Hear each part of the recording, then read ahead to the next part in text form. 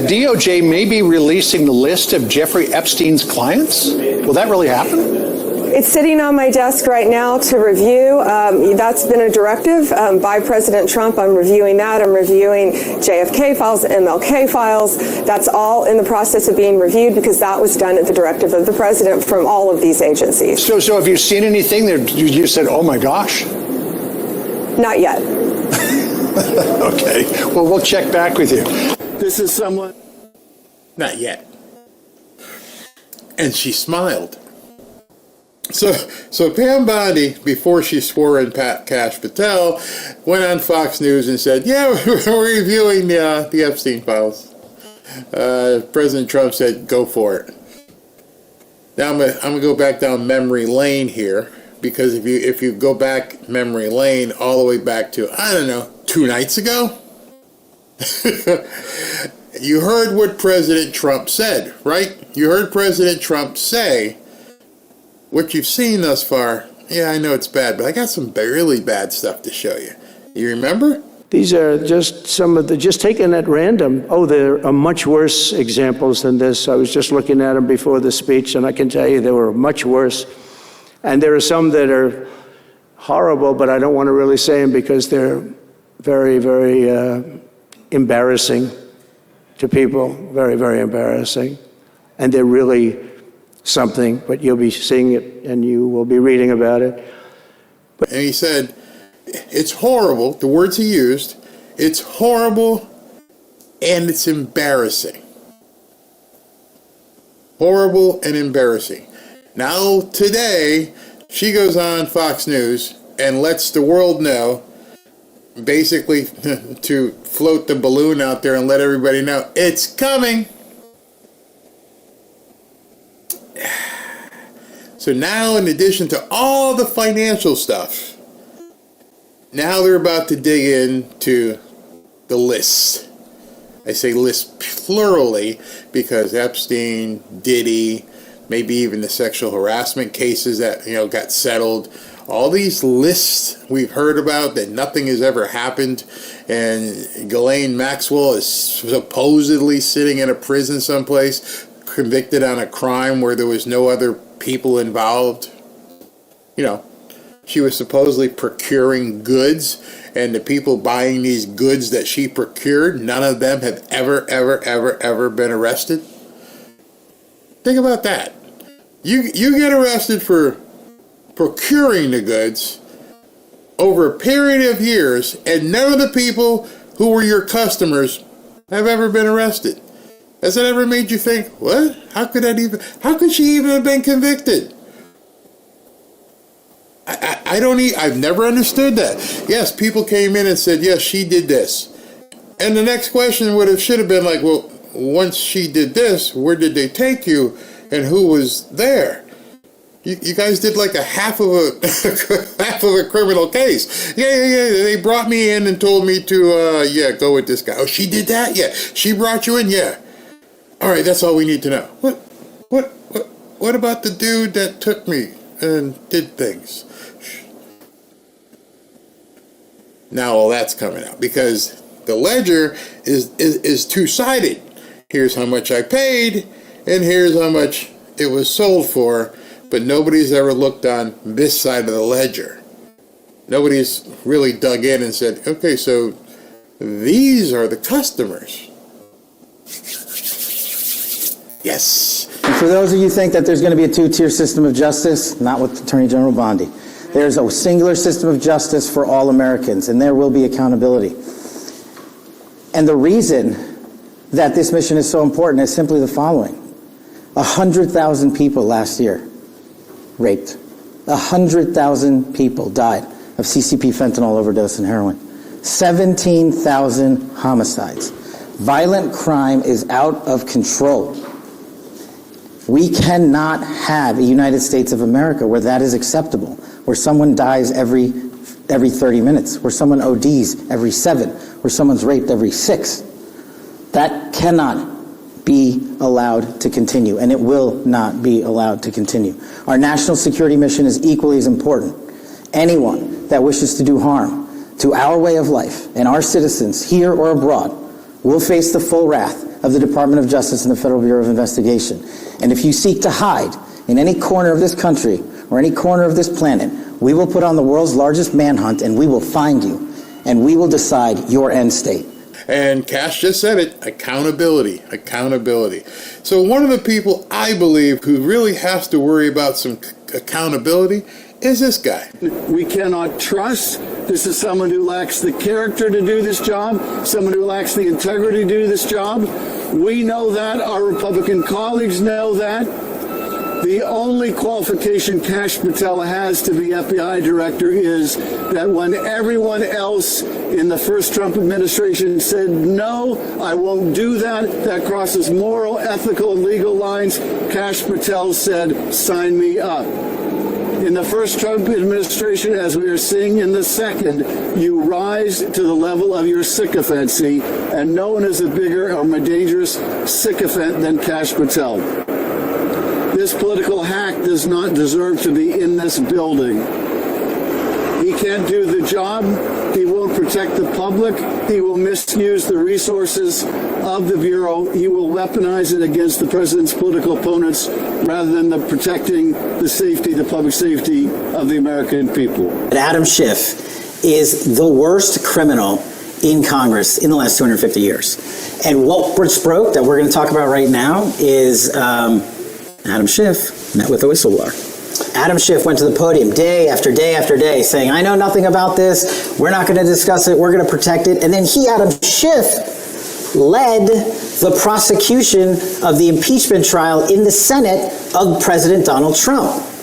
Talk about someone who was conflicted out of the game because he was part of the hoax that brought Charmella in, manufactured that false accusation, and then peddled it out to the world, and he continued, not surprising, he's lied about almost everything in his life, but now he lied just to set up a presidential impeachment. And that's what I was talking about, these disinformation campaigns. And then he should be investigated because he lied to the world about his interactions with... Yeah, he should be investigated. Guess who's getting investigated? Adam. Wow. Charmella, who is a whistleblower, and I can't stress it enough, that started a presidential impeachment. Now, your history is way better than mine, but I can't remember the last time a president was actually impeached. It's a significant process and escalation, and it's reserved for the time when it actually shows a crime, not when it shows the manufacture of fake information to show a fake crime. The guy that found and manufactured the evidence with Charmella was the prosecutor in the case against the target of the investigation. That is the ultimate, from a prosecutorial standpoint, conflict of interest. But he knew what he was doing, and he thought he would never get exposed. And I think thanks to, I think it was John Solomon and his fantastic reporting, we now see what I've been saying for years, that I thought he met with him for sure, and it will come out, and it now has. Here is Adam Schiff on all of the, quote, controversial Trump nominees. Check this out. It is up to us today to say no. No to this nomination. No to Pam Bondi. RFK is not the best or the brightest. He will not bring back Camelot or make America healthy again. Tulsi Gabbard is a walking 5-alarm fire and must be rejected. Must be. No one is a bigger or more dangerous sycophant than Kash Patel. This political hack does not deserve to be in this building. Why is Adam Schiff so worried? Folks, I strongly encourage you to go back and take another look today at the Russia collusion hoax. I know it's a story that's old and a lot of people want to move on. I'm going to be straight with you. I don't want to move on. We had the FBI, in conjunction with the Department of Justice, officials in Congress, foreign governments, and intel people, fabricate a story, invent a story that could have caused and done serious long-term harm to international relations with a nuclear-powered foe. It's kind of a big freaking deal. I'm not letting it go. And you listen to me. This is going to be very important in the coming days. I'm not letting this go. I want to find out what happened because it can never happen again. Not to a Democrat, not to a Republican, not to a Libertarian, not to any United States citizen.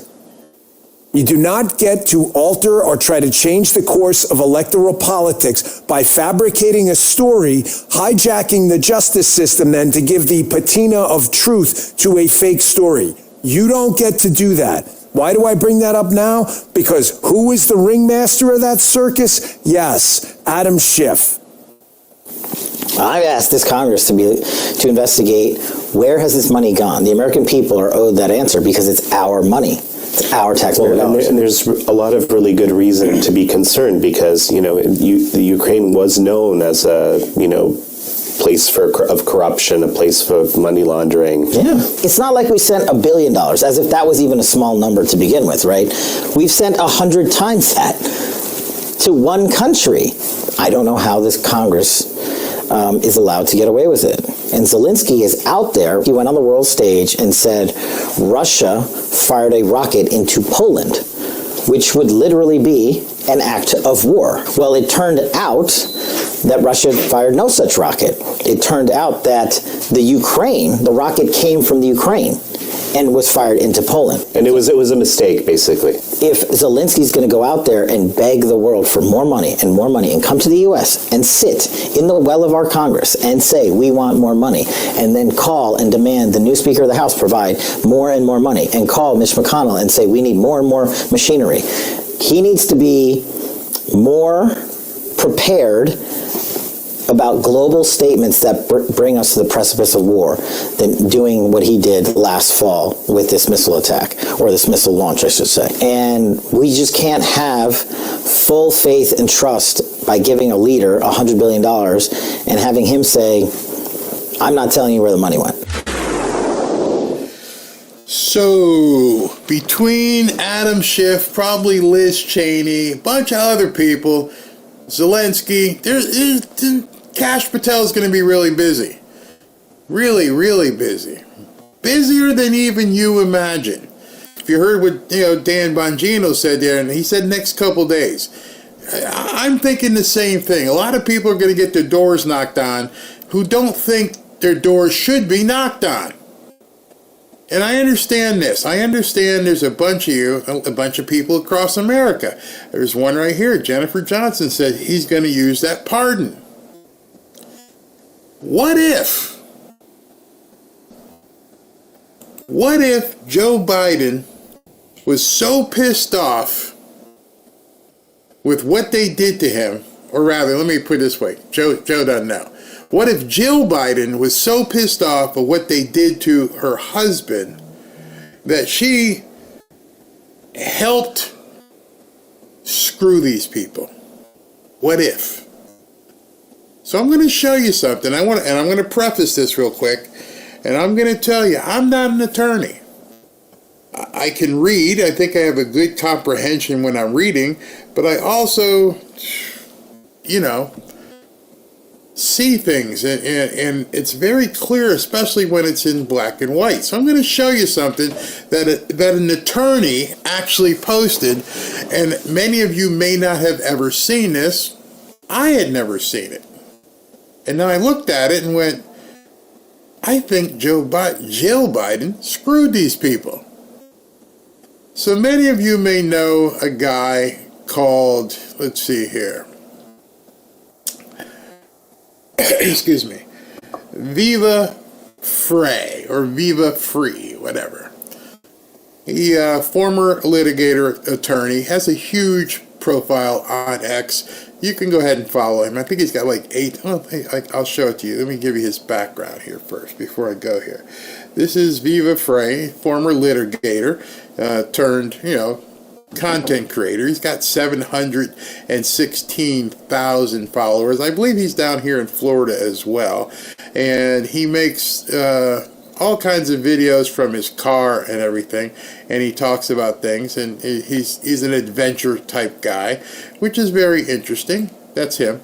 He makes his videos in, I guess that's some sort of Jeep or something. It's pretty cool. As I've told you before, the lighting from the sun beats any light anywhere. But I saw this post by his, and I went, whoa. So let me show it to you. I hope Adam Schiff realizes that his Joe Biden pardon only covers his criminal activity as it relates specifically to the January 6th investigation. It doesn't cover criminal activity as it relates to the Russiagate hoax, and accordingly, it won't cover criminal activity, I don't know, at the Standard Hotel. You know, everybody was talking about these pardons, and it went back 14 years and all this other kind of stuff, and it was unconditional, precog pardons. But that's not what he got. And I had never seen this document, and I went, people, you look at this. All right. And I hope Kash Patel realized, of course Kash knows. Everybody's probably told him already.